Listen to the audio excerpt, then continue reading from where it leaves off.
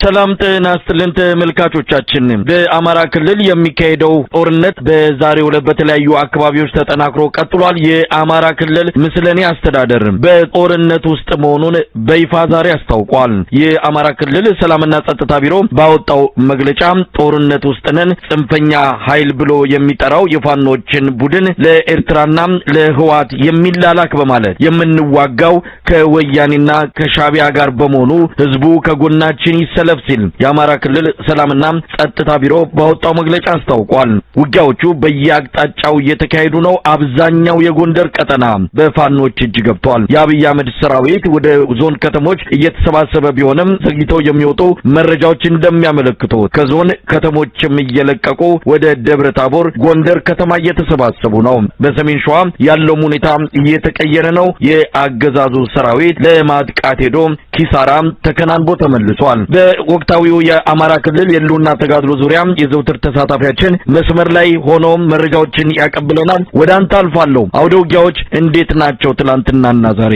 መሳይ አመሰግናለሁ። እንግዲህ በታምረኛው የአማራ ፋኖ ብሔራዊ ንቅናቄ ገና ከተመሰረተ አንድ ወር እንኳን ሳይሞላው የመከላከያ ሰራዊቱንና በአጠቃላይ የአማራ ክልል ምስለኔ አስተዳደር ታጣቂ በድምሩ አድማ ብተና፣ ሚሊሻ፣ ፖሊስ የብልጽግና አመራር የተባለ መሳሪያ ይዞ ውጊያ ላይ ያለ የሰላም አስከባሪ ኃይል የሚባል በየወረዳው ተሰግስጎ የሚገኝ አጠቃላይ መሳሪያ ያነገበ ለአገዛዙ ያደረን ኃይል አፈራርሰውታል። ከዚህ ቀደም እንግዲህ ለበርካታ ዓመታት የብልጽግና የአማራ ምስለኔ አስተዳደር ከመከላከያ ጫንቃ ላይ ባንቀልባ ታዝሎ ረጅም ጊዜ እንደ ሕፃን ልጅ ታዝሎ በዞረበት እየዞረ በሚተኛበት እየተኛ በሚያድርበት እያደረ የሚበላውን እየበላ በምሽግ ተቀምጦ ህዝቡን ረስቶ ራሱን ለማዳን ከፍተኛ ጥረት ሲያደርግ ነበር። አሁን መከላከያ ከጎንደር በተለይ በዋናነት ከደቡብ ጎንደር ወጥቶ ወደ ወልቃይት፣ ወደ ሰቆጣ፣ በርገሌ አካባቢ እንዲሁም ወደ ኤርትራና ትግራይ ድንበሮች አካባቢ መከላከያ ሰራዊቱ ገና በተንቀሳቀሰ በሰዓታት ልዩነት በርካታ የብልጽግና አመራር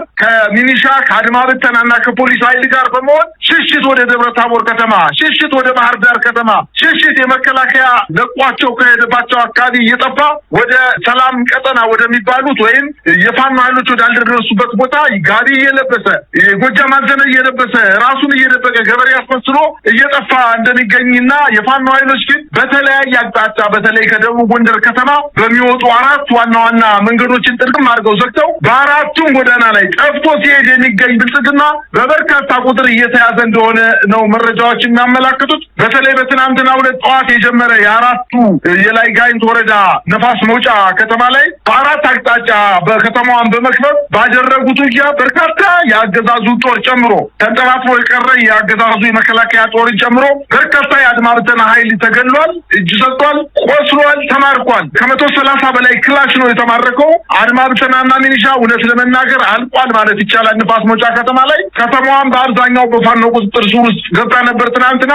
ዛሬ አልፎ መጣው እንግዲህ ጉና በየምድር ጋሳይን ጨምሮ ጉና በየምድር የሚባለው ወረዳ ክምር ድንጋይ ከተማን መጣው ተቆጣጥረዋል። እሱን አልፎ ደግሞ አሁን ደብረ ታቦር ከተማን በከበባ ውስጥ እንደምትገኝና በርካታ የሚኒሻና የብልጽግና አመራር የአድማ ብተና ኃይሎች ድረሱልን እባካችሁ እያሉ እንደሚገኙ ነው መረጃዎች እያመላከቱ የሚገኙት። እንግዲህ በደቡብ ጎንደር ደብረ ታቦር ዙሪያ ኪዳነ ምሕረት አካባቢ ማለትም ጎንደር መውጫ ዛሬ ጠዋት ጀምሮ ከባድ ውጊያ እየተደረገ ሲሆን በተለይ በደብረ ሐሙሲት አልፎ በአንበሳሜና በሐሙሲት መሃል የፋኖ ኃይሎች ቆርጠው በመምጣት በዚህ አካባቢ የሚገኘውን ጦር በመምታት ወደ ደብረ ታቦር ከደብረ ታቦር ተነስቶ ወደ ወረታ ለማምለጥ እንዲሁም በሌላ አቅጣጫ በሐሙሲት በኩል አድርጎ ወደ ባህር ዳር ለመሸሽ የሚያደርጉትን እንቅስቃሴ ለመግታት ከተማዎችን ጥርቅም አድርገው በመዝጋት ውጊያ ከፍተው መንገዶችን ተቆጣጥረው ይገኛሉ። በአጠቃላይ በዞኑ ከወረታ በስተቀር ሁሉም የዞኑ ወረዳዎች በፋኖ ቁጥጥር ውስጥ ገብተዋል። እንግዲህ በርካታው ተባርኳል። 3 ወታደራዊ ተሽከርካሪ ከያዛቸው የወታደራዊ ቁሳቁሶችና ወታደሮች ተደምስሰው ሙሉ በሙሉ ወታደራዊ ተተኳሽ መሳሪያዎችን በቁጥጥራቸው ስር ማስገባታቸውን በአንድ ወረዳ ብቻ እንኳን በአንድ ወረዳ በተደረገ ውጊያ ብሬን 13 ብሬን፣ ስናይፐር 11፣ ክላሽ 373፣ አብራራው የሚባል 8፣ ኤስኬኤስ የሚባል 6 የመከላከያ ምርኮኛ 337 የመከላከያ ምርኮኛ እንዲሁም አድማ ብተና ከ178 በላይ ሚኒሻ 50 የብልጽግና አመራር ወይ የወረዳ የዞን የብልጽግና አመራር ጠፍቶ ወደ ባህር ዳር ሊሄድ ሲል ወደ ደብረ ታቦር ከተማ ሊገባ ሲል 14 የብልጽግና አመራር ተማርኳል። የተፈቱ እስረኞችም አሉ። በተለይ በነፋስ መውጫ ከተማ በጣሊያን ጊዜ የተሰራው የኢትዮጵያ አርበኞችን ሲታፈኑበትና ሲገደሉበት ሲረሸኑበት ስቃይ ሲያዩበት ሲገረፉበት የነበረው በጣም ጠንካራ የሆነ የማረሚያ ቤትን ሰብሮ በመግባት 225 የሚሆኑ የፋኖ ቤተሰቦችን ከእስር ቤት አስፈትተዋል። እንግዲህ በርካታ ተሽከርካሪዎች ማርከዋል። ፓትሮሎቹ ሙሉ ተተኳሾችን እንደያዙ መማረክ መቻላቸውን ነው መረጃዎች የሚያመላክቱት። እንግዲህ በደቡብ ጎንደር እየተካሄደ ያለው አጠቃላይ እንቅስቃሴ ደብረታቦር ከተማ አሁን በጣም ከፍተኛ ጭንቅ ውስጥ ገብታለች። ወደ ጎንደር መውጫ የሚባለው ኪዳነ ምሕረት አካባቢ ተብሎ የሚጠቀሰው አካባቢ እንዲሁም ወደ እብናትና አርባያ መውጫ መንገድ እንዲሁም ወደ ስማዳና እስቴ መውጫ መንገድ እንዲሁም ወደ ጋይንት መውጫ ወይም ወደ ክምር ድንጋይ መውጫ 4 የመውጫ በሮችን የፋኖ ኃይሎች ቀድመው በመያዝ በደብረታቦር ከተማ ላይ ሚኒሻው ከፍተኛ የሆነ ምሽግ ቆፈራ ላይ ነው የሚገኘው። ይሄንን ያደረገበት ደግሞ በዋናነት ከባህር ዳር ከተማ ሸሽተው የገቡ የዞኑ አመራሮች በተለይ በዋናነት የዞኑ ተወላጅ የሆነው የብልጽግና ፓርቲ ቀንደኛ ደጋፊ የሆነውና የክልሉ ብልጽግና ፓርቲ ጽሕፈት ቤት ኃላፊ የሆነው ይርጋ ሲሳይ ስልክ እየደወለ ለሚኒሻ አመራሮቹ መከላከያ በገፍ ወደ ደብረታቦር እየመጣላችሁ ነው፣ በተለይ በዋናነት ከደቡብ ክልል ተነስቶ አዲስ አበባን አቆራርጦ ፍኖተ ሰላም ደርሷል፣ ቡሬ ደርሷል፣ መራይ ደርሷል፣ አሁን ባህር ዳር እየተጠጋ ነው በማለት ከዛ ድረስ እናንተ እየተዋጋችሁ ጠብቁ በማለት እርስ በርሳቸውን ትጨራረሱ ለማድረግ ከፍተኛ ጥረት እየተደረገ ነው። አሁንም ውጊያዎቹ በጣም በከፍተኛ ደረጃ ተጠናክረው የቀጠሉበት ሁኔታ ነው የሚገኘው። የደቡብ ጎንደር አጠቃላይ ሁኔታን በተመለከተ ደብረታቦር ከተማ በማንኛውም ሰዓት የፋኖ ኃይሎች ሊገቡ እንደሚችሉ፣ ነገር ግን እስካሁን ድረስ ከተማዋን ያልገቡት በከተማዋ የመኖሪያ መንደሮች ላይ የሚኒሻ ኃይሉ የአድማ ብተና ኃይሉ ከፍተኛ የሆነ ምሽግ እየቆፈረ በከተማ ላይ የሲቪሎች እንዲገደሉ ለማድረግ ሆን ብሎ በከተሞች ላይ ምሽግ ቆፍሮ በጎዳናዎች ላይ ምሽግ ቆፍሮ የተቀመጠ መሆኑና ከተማዋ ምንም አይነት የትራንስፖርት እንቅስቃሴ የማይደረግባት የሰው እንቅስቃሴ የሌለባት ሚኒሾችም ራሱ እርስ በርሳቸው ከጋይንት የመጣው ከስማዳና እስቴ ከመጣው ጋር የማይተዋወቅ ከአለምበር ከምትባለው ከተማ ላይ የመጣውም እንዲሁ ሌሎችን የማያውቅ መሆኑ እርስ በርሳቸው ጥርጣሬ ውስጥ እየገቡ እንደሚገኙና በርካታ የሚኒሻ ኃይል ግን ከደብረታቦር ከተማ ከመግባታቸው ሸሽተው ከመግባታቸው በፊት በፋኖ ኃይሎች የተማረኩ መሆኑና አብዛኛው ደግሞ በፍቃደኝነት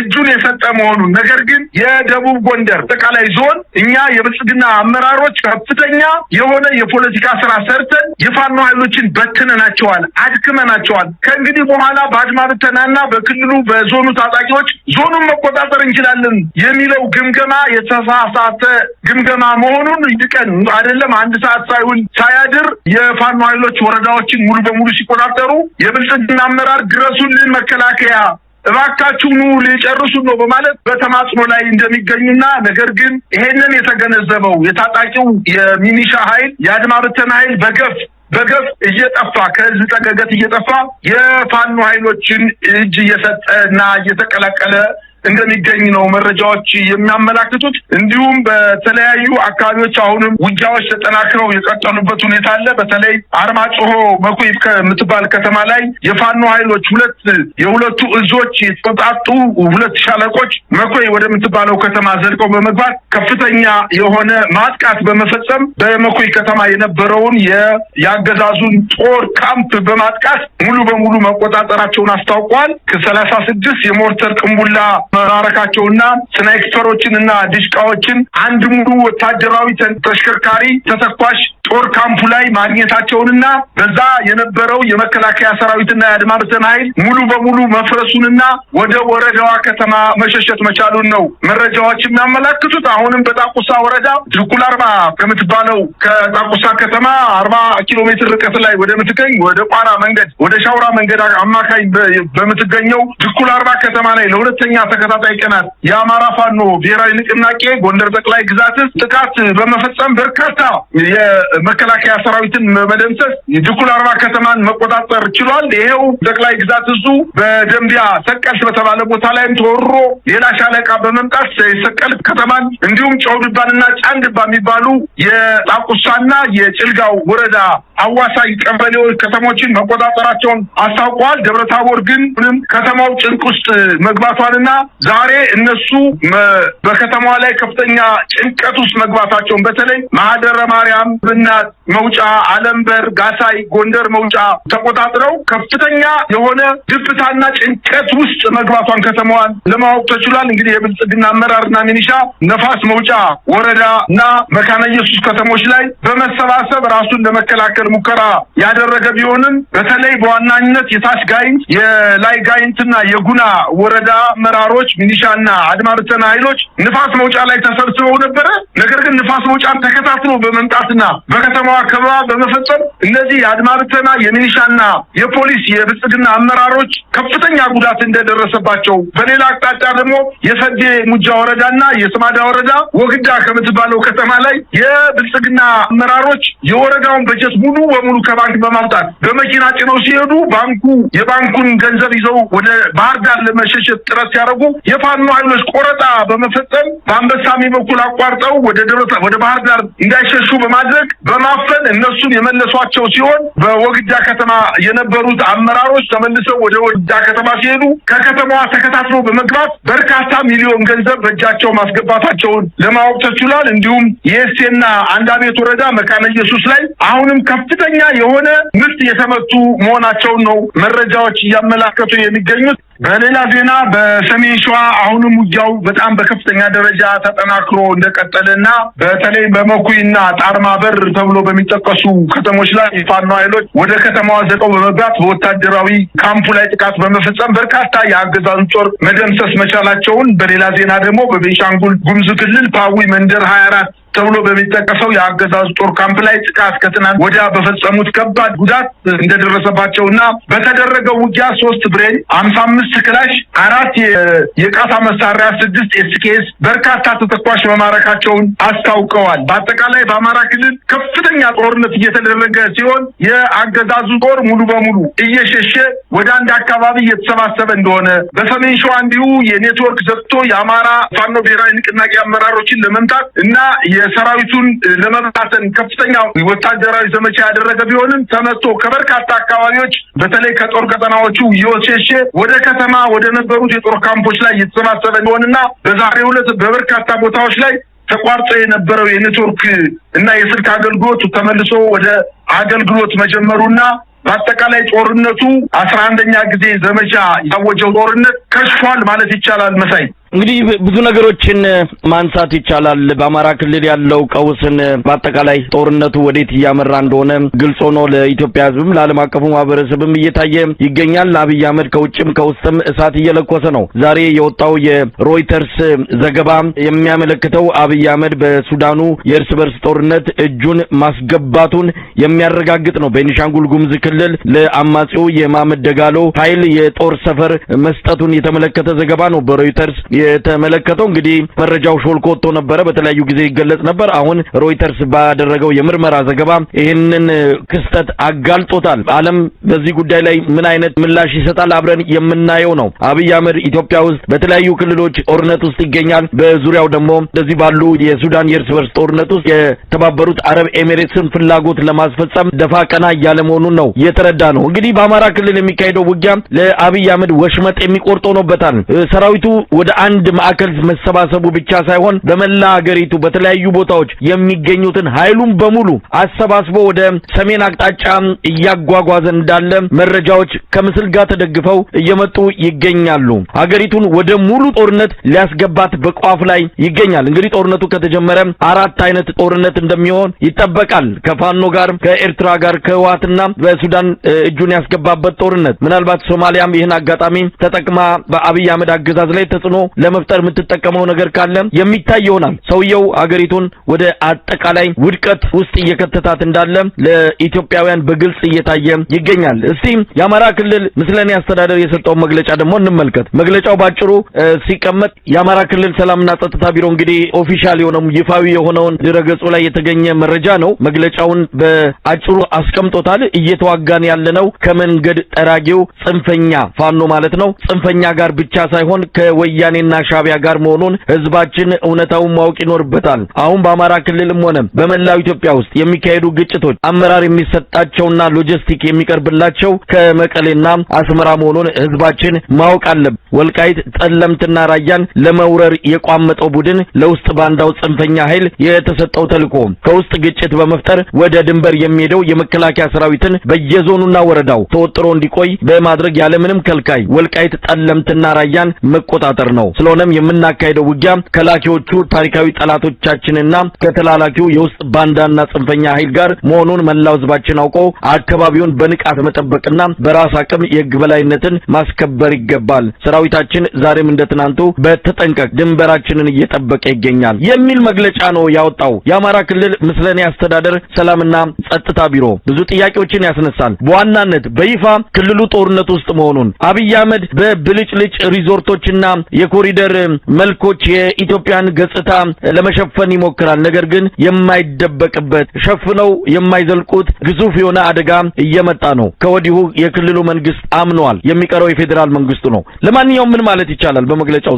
መሳይ የአማራ ክልል ምስለኔ አስተዳደር ለአማራ ክልል 60 ሚሊዮን ለሚገመት የአማራ ክልል ያላቸውን ንቀት እኮ ነው የሚያሳየው። እውነት ለመናገር ጠፍተዋል፣ የሉም፣ ተበትነዋል ሲሉ አልነበር እንዴ በሚዲያቸው? በቃ ከእንግዲህ በኋላ በአማራ ክልል አንድ ጥይት አይተኮስም፣ ስምምነት አድርገናል፣ የታሰሩትን ይፈታሉ፣ ከእንግዲህ በኋላ ጥይት የሚሰማበት ዘመን አለቀ። እንደ ማስረሻ ሰጤ ሲገቡ እኮ ከበሮ እየተመታ ደስታ እየተገለጸ ነበረ። አሁን እነሱ የዛሬ 30 ምናምን ዓመት አባታቸው ኢህዴን ከህወሓት ጋር ሆኖ መንገድ ጠርጎ እንደሚገባው ዘመን እኮ አይደለም። የአማራ ፋኖ ብሔራዊ ንቅናቄ ከማንም እገዛ እያገኘ ያለ ድርጅት አይደለም። የማንንም ጉዳይ አስፈጻሚና ተልዕኮ ተሸካሚ አይደለም። ምናልባት ይሄ የሚጠረጠረው የአማራ ክልል ምስለኔ አስተዳደር አንድ ቀንም በአማራ ክልል እየተገደለ ያለን ንጹሃን ነው ገበሬን ምንም አያውቅ። ምናልባትም የደቡብ ጎንደር አካባቢ ወይም ሰሜን ሸዋ አካባቢ ብንሄድ አንድ በጣም የገጠር ወረዳ ወይም ንዑስ ቀበሌ ከሚባለው ቦታ ላይ የተገደሉ ሰዎችን ከመሞታቸው በፊት የዞኑ አስተዳዳሪ አይደለም የወረዳው አስተዳዳሪ ማን ነው ለምጠይቃት የማያውቁ ሰዎች ናቸው። የኢትዮጵያ ፖለቲካ ወደ ምዕራብ ሂድ፣ ወደ ምስራቅ ሂድ፣ ወደ ቶሮንቶ ሂድ፣ ወደ ገነት ሂድ የማያውቁ ግለሰቦች ናቸው እኮ እየተገደሉ ያሉ። መገደል አንድ ቀን ለህዝቡ ተቆርቆሮ ይሄ አገዳደል ትክክል አይደለም፣ ተገዳ አይደለም። እንደ ወንዶቹ መሳሪያ ይዛቸዋል የፋኖ ኃይሎችን በዛው በውጊያው ቀጠና ላይ ምቷቸው፣ ሰላማዊ ሰዎችን አትግደሏቸው ብለው ያውቃሉ እንዴ? ሌላውን ተው፣ ሰሜን ሸዋ ርቋቸዋል። ለአማራ ክልል ምስለኔ አስተዳደር ሰሜን ሸዋ፣ ሰሜን ወሎ፣ ደቡብ ጎንደር ርቋቸዋል። ባህር ዳር ከተማ ላይ ቀበሌ 14 ላይ አባይ ማዶ ቤዛዊት ቤተመንግስት ላይ የባህር ዳር ከተማ ወጣት ለፍጥኝ እየታሰረ በሌሊት እየተገደለ ማን እንደገደለው ሳይታወቅ እያመጡ እየጣሉ ዶክተሮችን ትልልቅ በሀገር ደረጃ ተቀባይነት ያላቸውን ሰዎች እየገደሉ አንድ ቀን በሚዲያ ላይ ወጦ ተናግሮ የማያውቅ ምስለኔ አስተዳደር ዛሬ ስለ ወልቃይትና ስለ ራያ ስለ ጠለምትና ስለ ጠገዴ እሱ ተቆርቋሪ ሆኖ ፋኖ ልክ ጉዳይ አስፈጻሚና መንገድ ጠራጊ አድርጎ መስጠቱ ይሄ ትግልን ለማጣጣል አይደለም። ፍርሃት ላይ እንደሆኑና ስጋት ላይ እንደሆኑ እድሜያቸው አጭር ነው። ምናልባትም ከዚህ በፊት ከአንተ ጋር ስንነጋገር በዚህ በአባባል ደረጃ 11ኛ ሰዓት ነው ማለት እያለቀ ነው ማለት ነው። ነገር ግን አሁን የፋኖ ኃይሎች 11 ተኩል ወይም 12ኛው ሰዓት ላይ እንደደረሱ ነው። በአጠቃላይ በአንድ ዞን ደረጃ በደቡብ ጎንደር ከፍተኛ የሆነ የሰራዊት ድምሰሳ ተፈጽሞ አካባቢው ሙሉ በሙሉ መቆጣጠራቸውንና እነሱ ከአንቀልባ ላይ ወርደው አንድ ቀን ማደር እንደማይችሉ ከመከላከያ ጀርባ ላይ ልክ እንደ ኮንዳ ተንጠልጥለው የመከላከያ ኮዳ ውሃ ይዞባት የሚሄደው ኮዳ የትኛውም ቦታ ሲሄድ ከክላሹ ባልተናነሰ ሁኔታ በኮዳ ውሃ መሙላቱና ከወገቡ ማሰሩ ነው አንድ ወታደር ጠንካራ ወታደር የሚባለው። ልክ እንደ የኮዳ ስም የወጣለት የአማራ ክልል ምስለኔ አስተዳደር ሰራዊቱ በሄደበት ቦታ ሁሉ ሲሄድ ያለ መስሎት ከሆነ እንግዲህ ትናንትናና ዛሬ በዚህ 3 ቀናት ውስጥ በደቡብ ጎንደር፣ በሰሜን ሸዋና ምዕራብ ጎንደር፣ በምዕራብ ወሎ አካባቢ እየተደረጉ ያሉ ጦርነቶች ብልጽግና ጉም መዘገን የማይችል በአየር ላይ ያለ ጉም እንደሆነ እኮ አወቅን። በቃ ተበተነ እኮ በቃ ተበትኖ መውጫ ቀዳዳቶ ጎጃም አዘንና አሮጌ ጋቢና ቁምጣ ሱሪና ከዘራ ሽመልና ቆንጥር ጫማ እያደረገ እኮ ወደ ከተሞች፣ ወደ ገጠር ከተሞች፣ ወደ ቤተሰቦቹ ለመሸሸት ከፍተኛ ጥረት ሲያደርግ አየነው እኮ። ስለዚህ በፍጹም የአማራ ክልል የሰጠው መግለጫ ለአማራ ክልል ህዝብ ከፍተኛ ንቀትና አስተሳሰቡን ዝቅ አድርጎ የማየት ሁኔታ እንዳለ ነው። ምናልባት የራሳቸውን ዘመዶች እና ይርጋ ሲሳይ በደቡብ ጎንደር ቤተሰቦቻቸውን ይጠይቁ። እልል እያለ ነው ሰራዊቱ ሲወጣና የፋኖ ኃይሎች ወደ ከተማ ሲገቡ እንግዲህ በኋላ እንዳትወጡብን ብሎ በቄስ በመነኩሴ በሸህ እያስጠየቋቸው ያሉ አልቀናል፣ ደክመናል፣ መከላከያው ገደለን፣ ዘረፈን፣ ልጆቻችንና ሚስቶቻችንን ደፈረ፣ ወንድ ልጆቻችንን ከፊታችን ላይ ለፍጥኛ አስሮ ረሸነ፣ እህላችንን አቃጠለ፣ ከብታችንን አርዶ በላ፣ ጎተራችንን በሙሉ አውጥቶ እህል ሸጠብን፣ ከሞሰብ ያለ እንጀራና ከድስት ያለ ወጥ እየገለበጠ በላብን። እኛ እንደዚህ ነበርን ወይ? ውለታችን ይሄ ነበር ወይ? ከትግራይ ክልል ተባሮ ሲመጣ እንዴት አድርገን ነው መከላከያውን የተቀበልነው? ራቁቱን ሲመጣና በረሃብ 3 ቀን 4 ቀን እግር መንገድ ሲመጣ ከእንቅላችን ውስጥ እርጎ አውጥተን ቅቤ መተን ትኩስ እንጀራ አውጥተን አብልተን የልጆቻችንን ጋቢና ኩታ አልብሰን አይደለንም ወይ ለመንግስት ያስረከብነው? ይሄ ነው ወይ የሚገባን? አሁንም እናንተ የምትወጡ ከሆነ ተመልሶ ያጠቃናል በማለት ህብረተሰቡ ከፍተኛ ደስታ ውስጥ እንደሚገኝ ነው መረጃዎች እየደረሱን የሚገኙት። ስለዚህ የአማራ ክልል ምስለኔ አስተዳደር ያወጣው መግለጫ ከመግለጫ ደረጃ ያልደረሰ ፍርሃት የወለደው ከፍተኛ የሆነ ጭንቀት ውስጥ እንደገቡ የሚያሳይ ነው። ደግሞ ከነሱ ብሶ የኤርትራና የትግራይ ጉዳይ አስፈጻሚ ኤርትራና ትግራይ ተጀምረው የአማራን ሩብ እኮ ያክሉ የአማራንስ ብሩባ የአማራ ክልልስ ትልቅስ ለሀገር ባለውለታ የሆነ አትግደሉ ብሎ ለረጅም ጊዜ ሲማጸነው ለጦርነት እንዳንገባ እባካችሁ በጅራፍ እያጮኸ ባህር ከተማ ላይ ለምኗል። የመጨረሻችን ነው፣ ከእንግዲህ በኋላ ጅራፍ ይዘን አንመጣም፣ ከእንግዲህ በኋላ ምንሽራችን ይዘን ነው የምንወጣ እያለ ሲጠይቅ እምቢ ብለው ዛሬ የመንገድ ጠራጊ ያላቸው በጣም ነው የሚያሳዝነው። ነገ ይሄ የተናገሩትን ነገር ነገ ይተፋታል ተመልሰውና በአጠቃላይ ጭንቀት የወለደው ነው ማለት ነው የምችለው። መሳይ እንግዲህ አሁን ያለው ሁኔታ የመጨረሻው ሰዓት የደረሰ ይመስላል። በተለይ አማራ ክልል ላይ ያለው ውጊያ አገዛዙ የተለያየ መልክ ይስጠው የተለያየ መገለጫ አድርጎ ለደጋፊዎቹ የሚናገረው ነገር ሌላ ነው። መሬት ላይ የሚታየው ነገር ደግሞ እውነት ለመናገር 11ኛው ሰዓት ከዛም ባለፈ መልኩ ሊገለጽ የሚችል ነው። አብይ አህመድ በየካምፑ በየማሰልጠኛው ያሉ ገና የገቡ በየአቅጣጫው ያሉትን የጦር ሰራዊቱን በጣም አስገራሚ ነገር የሆነው ቁስለኛ ሆኖ በተወሰነ መተኮስ ይችላሉ ያላቸውን ከቁስለኛ ካምፕ ሁሉ ጭምር ነው ሚንስ ቤት የምግብ ቤት ሰራተኞችን ሳይቀር መለዩ አስለብሶ የጫነ ወደ ጦር አውድማ እያጓጓዘ ይገኛል። የት እንደሆነ መዳረሻቸው አይታወቅም። እንግዲህ ከአማራ ክልል በራሳቸውም ጊዜ ይሆን ተመተው እየወጡ ነው። በተለያዩ አካባቢዎች መንቀሳቀስ አልቻሉም። ሰራዊቱ በራሱ እንግዲህ ሁሉንም በአንቶኖቭና በሄሊኮፕተር አጓጉዞ ከጦር አውድማ መውሰድ አይቻልም። ምናልባት ትራንስፖርት መንገዶች በሙሉ ሊዘጉ የሚችሉበት እድል እንዳለ ነው እየተነገረ ያለው። ስለዚህ አጣብቂኝ ውስጥ ገብተዋል። አብይ አህመድ በገዛ እጁ ሀገሪቱን ከፍተኛ የሆነ እልቂት ሊዳርጋት ወደሚችል ጦርነት እያስገባት ነው። ዓለም አቀፉ ማህበረሰብ ድምጹን ማሰማት ጫናውን ማሳደር ይገባዋል። የዚህን ሰውዬ የእብደት ጉዞ ባጭሩ ካልተቋጨ ኢትዮጵያ ብቻ ሳይሆን ቀጠናውም ወደ ለየለት ቀውስ ውስጥ መግባቱ የሚጠበቅ ነው። የዛሬው የሮይተርስ ሪፖርት የሚያሳየውም ይህንኑ ነው። አብይ አህመድ እጁን አስገብተዋል በሱዳን ጦርነት ላይ ድንበር እየጠበቅን ነው ይላሉ። የትኛውን ድንበር እንደሚጠብቁ እንኳን ህዝብ መግለጽም የሚችሉ አይደሉም። የሚገኙት በአማራ መንደር ነው፣ የሚገኙት በኦሮሚያ መንደር ነው። ህፃናትን መግደል፣ ሰላማዊ ሰዎችን መረሸን የአብይ አህመድ ሰራዊት መገለጫ ሆኗል። ለማንኛውም እንደማጠቃለያ ምን ማለት ይቻላል?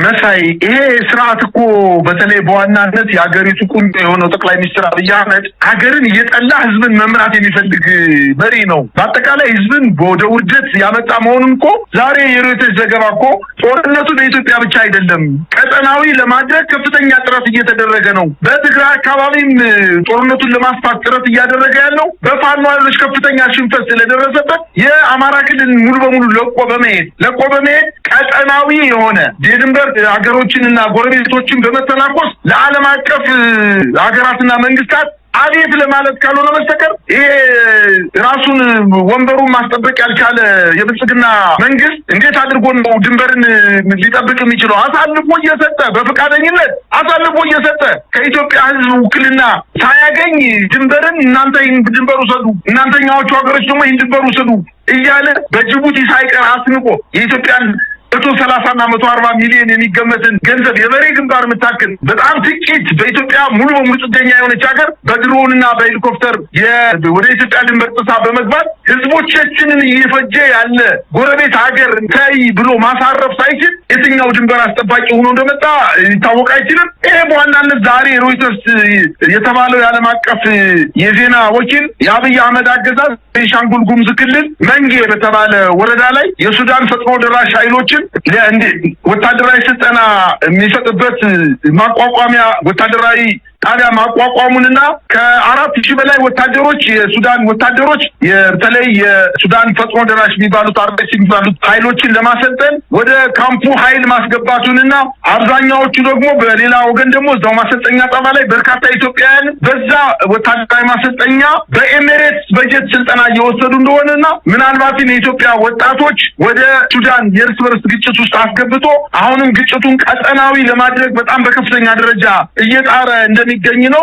እንግዲህ በተባበሩት አረብ ኤሚሬትስ ከፍተኛ ወታደራዊ ድጋፍ በማግኘት በሱዳን የውስጥ ግጭት ከፍተኛ ደም አፋሳሽ ጦርነት እየተደረገ በሚገኝበት አካባቢ እጁን አስገብቶ ከፍተኛ የሆነ በሀገራችን ላይ ውርደት እንድትከናነብ ለማድረግ ነው እየሰራ የሚገኘው። እንግዲህ የቤቱን ማማሰል ሲያቅተው የሌላ ሀገር ሄዶ ለማማሰል ጥረት እያደረገ እንደሆነና የአብይ አህመድ አገዛዝ በቀጠናው ትርምስ እንዲፈጠር ሌት ተቀን እየሰራ እንደሆነና በተለይ በዋናነት ከ600 በላይ ድንኳኖች የተጣሉ እንደሆነ ቤት የተሰራበት ማሰልጠኛ ጣቢያ እንደሆነ እና በተለይ ካምፑ 10,000 ሰልጣኞችን ማሰልጠን የሚችል መሆኑ ከዲፕሎማቲክ የመረጃ ልውውጦች አገኘሁት ባለው መረጃ መሰረት በርካታ ላንድ ክሩዘሮችና ከባድ ተሽከርካሪዎች እንዲሁም የሱዳን ፈጥኖ ደራሽ አሃዶች በካምፑ ውስጥ እንደሚገኙ የኤሚሬትስ አሰልጣኞች ወደ ካምፑ መግባታቸውን ጥቅምት ወር ላይ ደግሞ የኤሚሬትስ የሎጂስቲክስ ኩባንያ ጎሪካ ግሩፕ የተባለ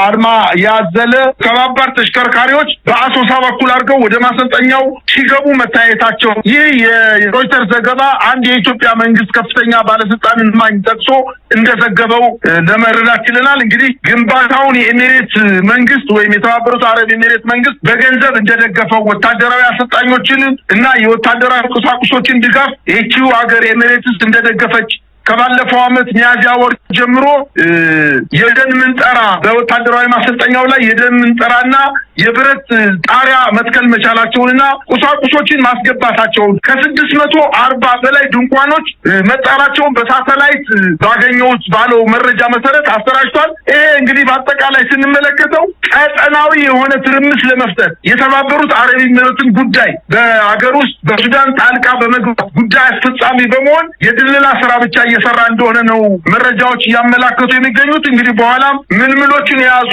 126 ተሽከርካሪዎች ሲጓዙ ሁለት ባለስልጣናት የክልሉ አካባቢ ባለስልጣናትን ጠቅሶ ሮይተርስ ዘግቧል። ተሽከርካሪዎቹ እያንዳንዳቸው ከ50 እስከ 60 ሰልጣኞችን ይዘው ተጉዘዋል በማለት በሳተላይት ምስልም 18 ከባባድ ተሽከርካሪዎች በማሰልጠኛ ጣቢያው ላይ በሳተላይት መመልከቱ እነዚህ 18 ተሽከርካሪዎች ከዚህ በፊት የኢትዮጵያ ወታደሮች ከቦታ ቦታ ሲንቀሳቀሱ የሚጠቀሙባቸውን አይነት የመኪና ወይም የተሽከርካሪ አይነቶችን እንደሚመስሉና በአጠቃላይ በቅንጅት የኢትዮጵያ መንግስትና የኤሚሬት መንግስት በሱዳን የውስጥ ግጭት ውስጥ እጃቸውን አስገብተው የቀጠናዊ ትርምስ እንዲፈጠር ለማድረግ ከፍተኛ ጥረት እያደረጉ ነው በማለት ጠቅሷል። ከካምፑ ወይንም 53 ኪሎ ሜትር ርቀት ላይ የሚገኘው የአሶሳ ኤርፖርት ላይ ባልተለመደ ሁኔታ ኤርፖርቱ ላይ ከፍተኛ የሆኑ ግንባታዎች እንደሚፈጸሙና ምናልባትም የተባበሩት አረብ ኤሚሬት ከፍተኛ እና የኢትዮጵያ አየር መንገድ ከፍተኛ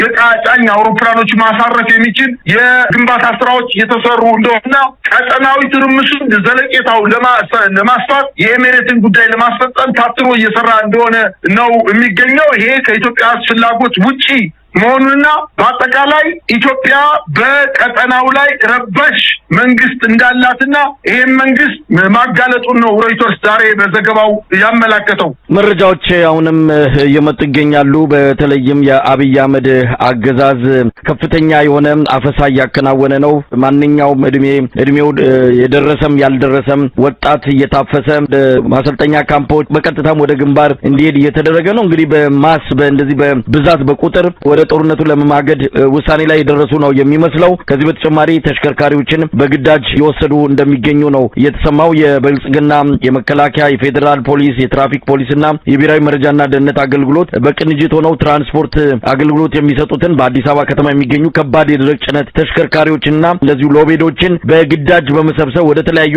የመከላከያ ካምፖች እየወሰዷቸው እንዳለ ዛሬ መጣ መረጃ ያመለክታል። አዳማ፣ ናዝሬት፣ ወደ ሐዋሳ፣ ጥቁሩ አካባቢ በሚገኙ ካምፖች የተወሰዱና እዛ እንዲቆሙ እየተደረጉ አሉ። ለግዳጅ ትፈለጋላችሁ ተብለው እንደተወሰዱ ነው የሰማነው። በአጠቃላይ ሀገሪቱን ወደ ጦርነት ለማስገባት አብይ የመጨረሻውን ፊሽካ ለመንፋት እንደተዘጋጀ ነው የምንሰማው። ሁኔታውን እንከታተላለን። በጣም ነው ማመሰግነው። መልካም ቀን። እኔም አመሰግናለሁ መሳይ።